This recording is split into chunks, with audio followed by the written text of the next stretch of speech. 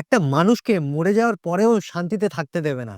মানে আমাদের ভারতের পলিটিক্স কতটা নোংরা ভেবে দেখুন। বিমান দুর্ঘটনায় মহারাষ্ট্রের ডেপুটি সিএম অজিত পাওয়ার মারা গিয়েছে। তারপরে আমাদের সিএম মমতা ব্যানার্জি এটাই বলেন যে এটা কোনো দুর্ঘটনা নয়। অজিত পাওয়ারকে প্ল্যান করেই মারা হয়েছে। এটা একটা পলিটিক্যাল কনস্পিরেসি।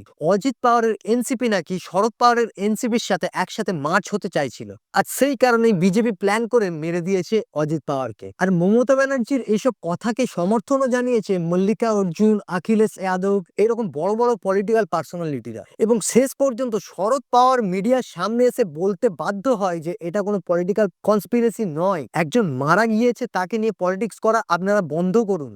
তাহলে ভেবে দেখুন ইন্ডিয়ার পলিটিক্স কেমন।